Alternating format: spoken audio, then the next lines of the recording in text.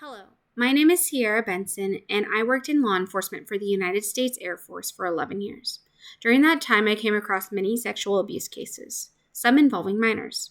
This also included child pornography. This is what led me to want to bring attention to domestic minor sex trafficking, also known as DMST, in the United States.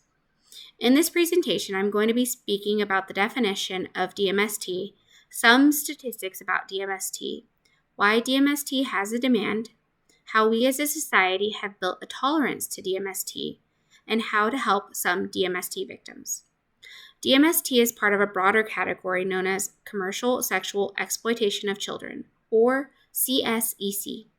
CSEC is defined as a person who induces a minor to engage in a sex act in exchange for compensation in the form of money, food, shelter, or another valued entity. DMST refers to the CSEC who live within U.S. borders. It is a modern-day form of slavery of children.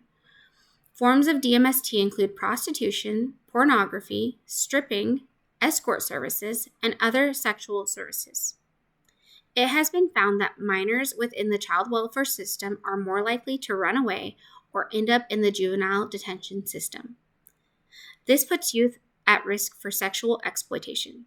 Some reasons minors were running away included childhood neglect, physical or sexual abuse, family dysfunction, mental health needs, poverty, parental or youth drug abuse and addiction, parental involvement in the sex trade, and identifying as a member of a sexually, gender, or racially marginalized community.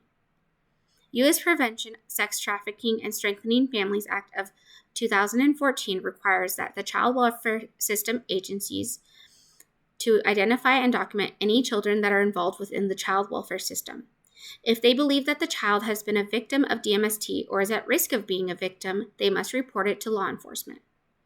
In Washington state, a study was done, and the average age of DMST victims in 2015 was 15 and a half years old.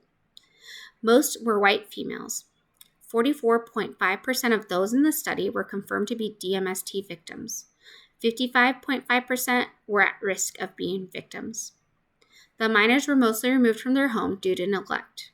They also found that those within the multi-system entanglement were more likely to continue to run away. To try to understand why DMST exists in the United States, we must understand supply and demand principles. DMST of thousands of minors would not exist if there was not a demand for it.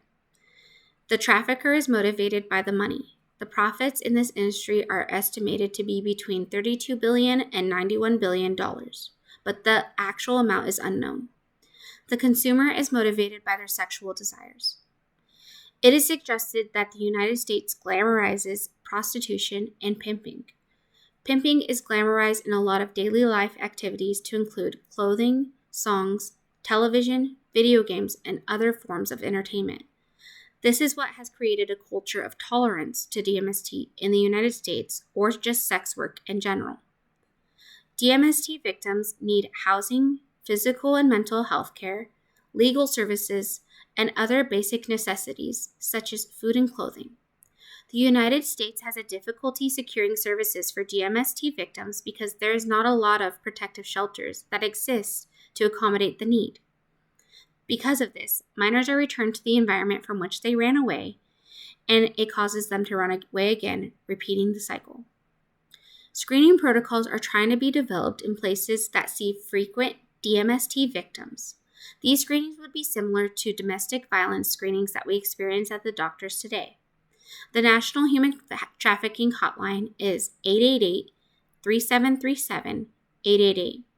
They and social workers can assist with referrals to local providers for symptoms related to being a DMST victim, such as PTSD, substance abuse, malnutrition, anxiety, and self-destructive behaviors.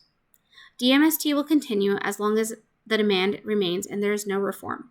If you suspect a minor is a victim of DMST, please contact your local law enforcement or child protective services. Thank you for your time.